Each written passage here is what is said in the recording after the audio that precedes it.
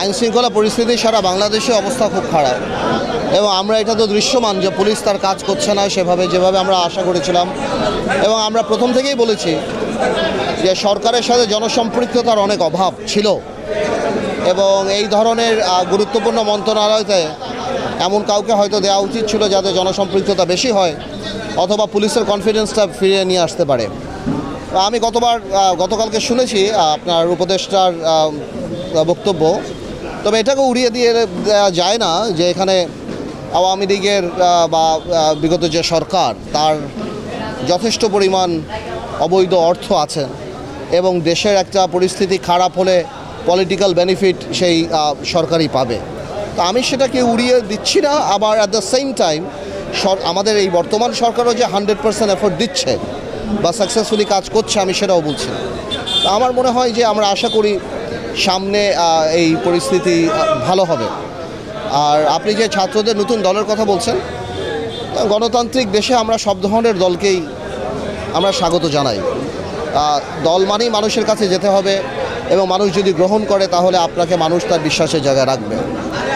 তবে এটাও আমি বলতে চাই যেহেতু এটা অন্তর্বর্তীকালীন সরকার, কোনো রাজনৈতিক দল যেন কোনো বেনিফিট না পায় যেটা অন্যান্য কোনো রাজনৈতিক দল পাচ্ছে না। তো এই জিনিসগুলি মাথায় রাখতে হবে যে আমাদের সামনে যারা রাজনৈতিক দল নিয়ে আসছেন তারা যেন এই ধরনের কোনো অ্যাডভান্টেজ সরকারের কাছ থেকে না পায় যাতে অন্য রাজনৈতিক দলগুলির জন্য সেটা ইনজাস্টিস হয়। আমার একটা প্রশ্ন ছিল, বিভিন্ন রাজনৈতিক দলগুলো তো নির্বাচনী তৈরি করছে, সংস্কার নিয়ে তাদের বিলম্ব হয়েছে বলে অভিযোগ হচ্ছে। আপনি কি মনে করছেন যে আরও সময় না?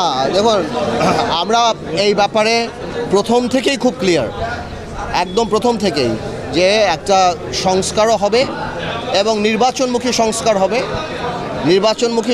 হবে এবং যাতে করে দ্রুত নির্বাচন হয়।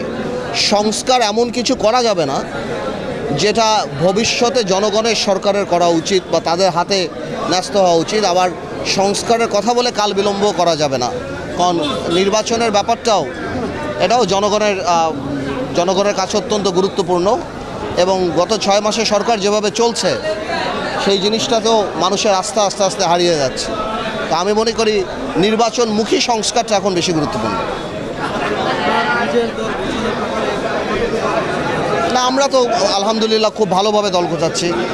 আমরা ঢাকা সিটিতে, আপনারা জানবেন, আপনারা রিসেন্টলি আমাদের প্রোগ্রাম দেখেছেন এবং রমজানের পরে আমাদের আবার ব্যাপক প্রোগ্রাম হবে, শুধু ঢাকা না, সারা বাংলাদেশ থেকেই যারা পজিটিভ পলিটিক্স করতে চায় এই ধরনের অনেক মানুষ আমাদের সাথে যোগাযোগ করছে। ইনশাল্লাহ বাকিটা আল্লাহ ছেড়ে সময় বলে দেবে।